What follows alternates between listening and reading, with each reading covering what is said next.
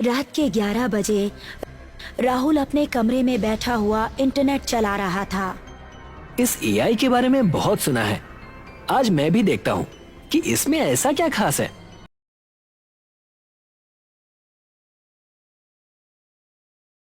उसने एक AI website खोली और उसके सामने एक इंटरफेस आया। ये क्या है? अब आपको आपका भविष्य बताएगा एआई अवतार। क्या होगा आगे आपकी जिंदगी में, जानने के लिए इस लिंक पर क्लिक करें। बस यही देखना बाकी था। अब एआई अवतार भविष्य भी बताने लगे। चलो इसे ट्राई करके देखते हैं। उसने लिंक पर क्लिक किया। तभी एक नया पेज ओपन हुआ और उसको एक एआई अवतार नजर आया। मैं हूं एआई अवतार एस्ट्रोलॉजर। बताइए आपको क्या जानना है? मुझे बस 2 बातें जाननी है। पहली ये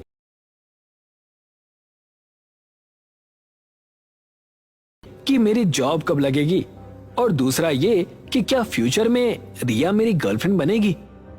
इन दोनों सवालों के जवाब तुम्हें मिल जाएंगे, लेकिन तुम्हें एक गेम खेलना पड़ेगा। अपने किन्हीं 2 दोस्तों के नाम लो और फिर ये गेम स्टार्ट होगा।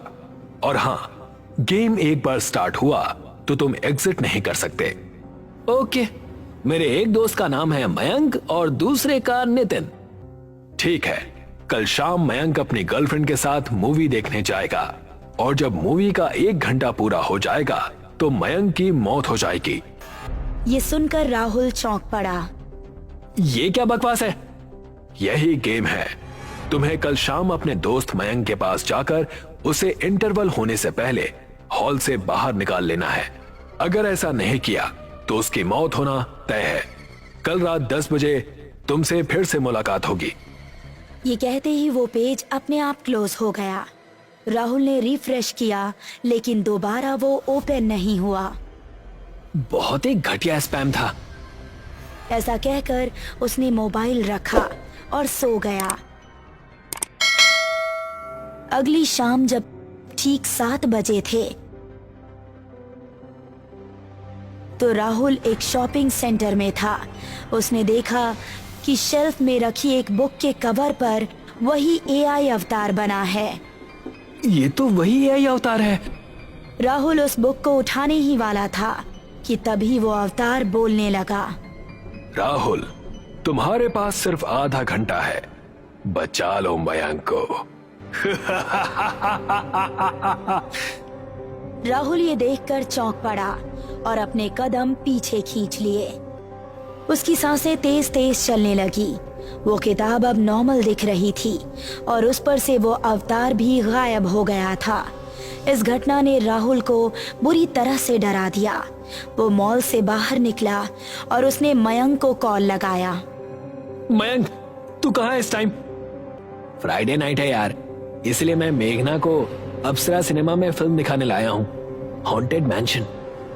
ओह माय गॉड मयंक, तू अभी के अभी हॉल से बाहर आ जा। मत देख उस फिल्म को। अरे यार, हॉरर मूवी हम देख रहे हैं और डर तू रहा है। मेरी बात को समझ। अगर तू अभी हॉल से बाहर नहीं आया तो तेरी मौत हो जाएगी। अच्छा मजाक है यार। ये कहकर मयंक ने कॉल कट कर दिया। मुझे खुद वहां जाना पड़ेगा। जब मूवी देखने की एस्ट्रोलॉजी सच हुई तो मौत की तो हो सकती है। मयंक और मेघना दोनों मूवी देख रहे थे। तभी उसके आगे वाली सीट पर बैठा एक कपल खड़ा हो गया। अरे भाई, आप लोग खड़े क्यों हो गए? बैठ जाइए ना, हमें मूवी दिखाई नहीं दे रही। ये सुनकर उन्होंने कोई जवाब नहीं दिया, लेकिन उनकी भयानक हंसी मयंक को सुनाई दी।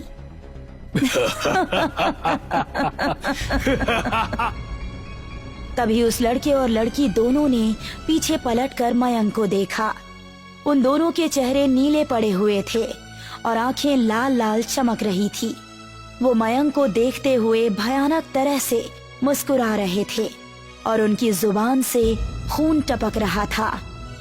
मयंक और मेघना चीखते हुए अपनी जगह से उठ खड़े हुए। इस तरफ राहुल भी हॉल में पहुंच चुका था। उसने जैसे ही हॉल का दरवाजा खोला, उसने अपनी आंखों के सामने बहुत ही खौफनाक मंजर देखा।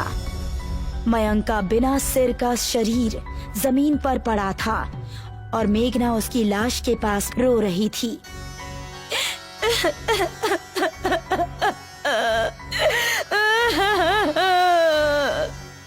मयंक! राहुल के पैरों तले जमीन निकल गई। रात के 10 बजे के टाइम वो अपने घर में बैठा यही सोच रहा था कि जो कुछ भी आज हुआ वो आखिर कैसे हो गया। तभी उसका मोबाइल रिंग करने लगा। उसने मोबाइल उठाया तो वही एआई अवतार फिर से उसको दिखाई दिया। मेरे दोस्त मयंक की मौत हो गई। क्यों मारा तुमने उसे और कैसे मारा? तुम तो बस एक एआई अवतार हो ना, तुम खून कैसे कर सकते हो? जो हो गया उसका रोना छोड़ो। अब मैं तुम्हें दूसरे राउंड के बारे में बताता हूँ, जो तुम्हारे दोस्त नितिन के बारे में है।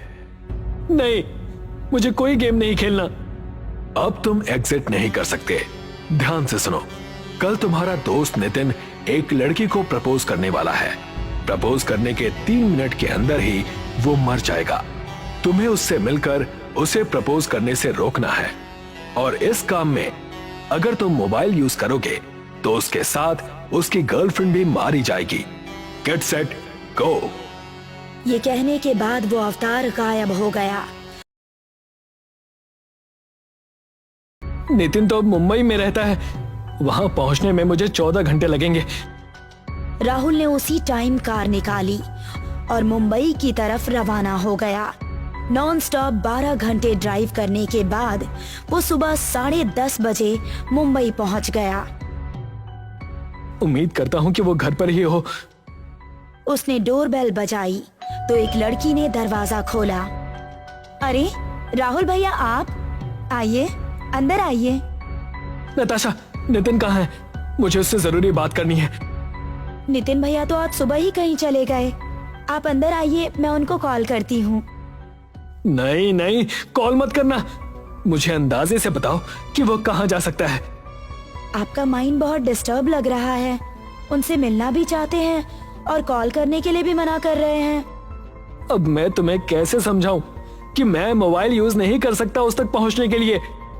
मुझे आपकी बात बिल्कुल समझ नहीं आ रही। क्या तुम किसी ऐसी लड़की को जानती हो जिसे राहुल पसंद करता हो? अरे हाँ, याद आया। दिव्या नाम की एक लड़की उनके ऑफिस में जॉब करती है। आज तो वो उसको प्रपोज भी करने वाले हैं। ओह शिट, क्या उसने ये बताया है कि उसे किस जगह प्रपोज करने वाला है? हाँ, लवर्स पॉइंट पर। लेकिन कौन सा लवर्स पॉइंट ये मुझे नहीं पता। तुम मेरे साथ चलो जल्दी। ठीक है, हमें उन्हें ढूंढना भी है और उन्हें कॉल भी नहीं कर सकते। आप भी ना राहुल भैया, बहुत ही अजीब बातें करते हैं। शाम के 7 बजे लवर्स पॉइंट पर नितिन दिव्या का हाथ थामे घूम रहा था। समुद्र के किनारे पर खड़े होकर उसने दिव्या की आंखों में देखा। दिव्या, मुझे आज तुम्हें एक बहुत जरूरी बात बतानी है। दिव्या, मैं तुमसे बहुत प्यार करता हूँ। मुझसे शादी करोगी? ये सुनकर दिव्या का चेहरा खिल उठा और वो झट से नितिन के गले लग गई। नितिन के चेहरे पर छाई मुस्कुराहट अब दुगनी हो गई।